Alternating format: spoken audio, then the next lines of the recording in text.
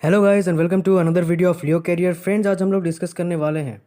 About the astronaut जो कि NASA astronauts है और वो रिटर्न बैक हुए हैं मिशन से स्पेस एक्स के। तो इसके बारे में डिस्कस करेंगे फ्रेंड्स। जैसे कि आप लोगों को पता है कि बॉब बेकन और डॉग हर्ली दो यूएस एस्ट्रोनॉट्स है जिनको रिसेंटली इंटरनेशनल स्पेस स्टेशन 2 महीने पहले भेजा गया था और उन्होंने प्लैनेट अर्थ को सेफली रिटर्न किया है ओवरनाइट जर्नी के दौरान। एस्ट्रोनॉट्स जो हैं वो नासा के द्वारा भेजे गए थे एलोन मस्क की कंपनी स्पेसएक्स के द्वारा कोलैबोरेशन के तहत, और साथ ही साथ ये जो crew dragon design operated spacecraft थे इसमें फ़्लाइट टेस्ट किया गया था जिसमें एक ऑर्बिट के अराउंड 110 दिनों तक रहना था इनको। इसके साथ ही 30 मई 2020 को नासा की केनेडी स्पेस सेंटर फ्लोरिडा में स्पेस एक्स फाल्कन 9 रॉकेट से इनको लॉन्च किया गया था, जिसके बारे में हमने सेपरेट वीडियो भी बनाई थी। इस कंपनी का नाम था क्रू ड्रैगन जो कि स्पेसक्राफ्ट कंपनी का नाम है, और इसका लॉन्च जो हुआ था वो 39 AK पॉइंट व्यू से 3:22 पर हुआ था।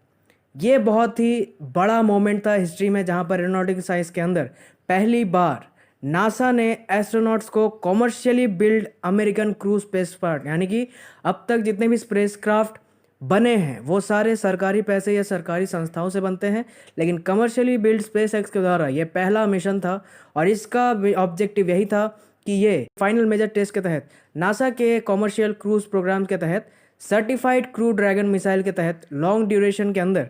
मिशन में लोगों को भेजा जाए और फाइनल फ्लाइट टेस्ट करने के बाद अप्रूवल मिले कि आने वाले टाइम के अंदर किस तरीके से ट्रांसपोर्टेशन सिस्टम, स्पेस शूट्स या फिर फाल्कन लॉन्च व्हीकल या जितने भी स्पेस इक्विपमेंट्स होते हैं जिससे ऑपरेशनल कैपेबिलिटीज़ को बढ़ाया जाता है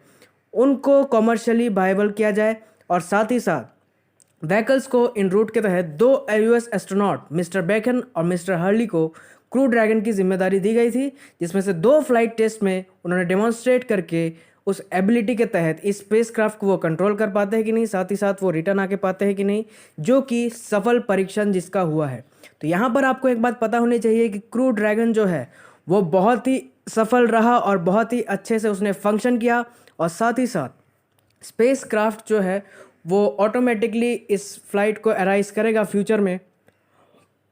कि कॉमर्शियली ओन्ड स्पेसक्राफ्ट्स भी बन सकते हैं। इस मिशन के बाद एस्ट्रोनॉट जैसे ही फ्लोरिडा के पेनिनसुला कोस्ट के अंदर 2:48 पर लौटे हैं तो इस सक्सेसफुल लैंडिंग से एलन मस्क की कंपनी स्पेसएक्स पहली प्राइवेट कंपनी बन गई है जिसने इस सक्सेस को अचीव किया है।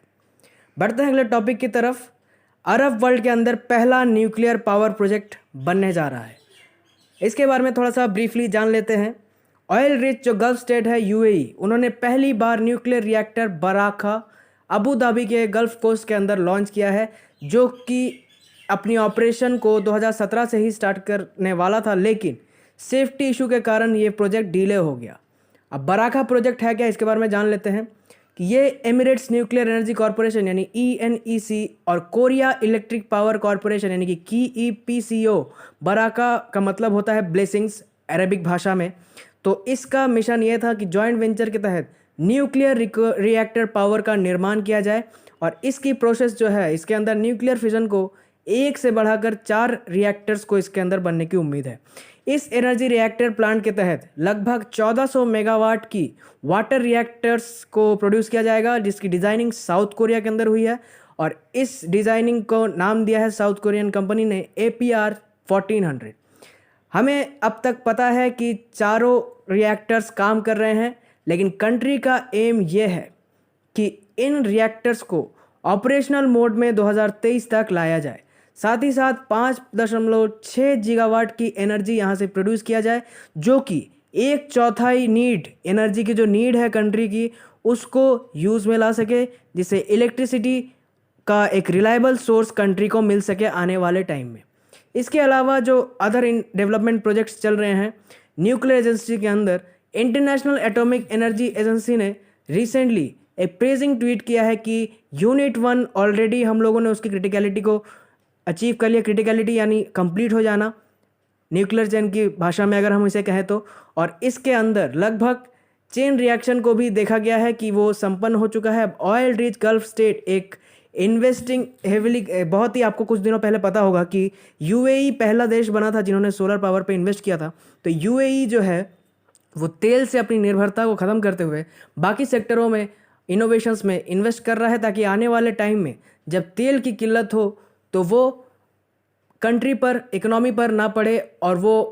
चलती रहे। क्योंकि बहुत बार जब ऑटोनॉमी होती है किसी इकोनॉमी की और उसमें एक ही सेक्टर पर ध्यान दिया जाता है तो बाकी सेक्टर्स जो हैं वो डूब जाते हैं और उस पर इनोवेशन नहीं आता, और अल्टीमेटली जैसे ही वो रिसोर्स ख़त्म हो जाता है तो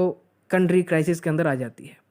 तो ये काफ़ी बड़ा एक मार्जिन है। साथ ही साथ आपको कुछ दिनों पहले पता होगा कि मार्स मिशन को भी कंप्लीट किया गया यूएई के द्वारा। तो यूएई शुरुआत से ही अरब वर्ल्ड के अंदर एक उभरता हुआ सितारा रहा है और बाकी अरब देशों से ये काफ़ी अलग है, क्योंकि वहाँ पर इनोवेशन, रिसर्च, साइंटिफिक टेक्नोलॉजी को बढ़ावा शुरू से ही मिलता आ रहा है। और आने वाले टाइम में हम उम्मीद करते हैं कि वो अरब वर्ल्ड के अंदर एक अच्छा एग्जाम्पल बनकर साबित होगा, जो न्यू रिसर्चर्स और न्यू वर्ल्ड को अपनी उस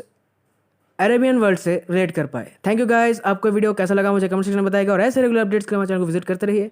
इसके साथ ही आप हमारे हिस्ट्री, ज्योग्राफी और इंडियन पॉलिटिकल लेक्चर्स को भी देख सकते हैं। Thank you guys, God bless you, I really appreciate your time.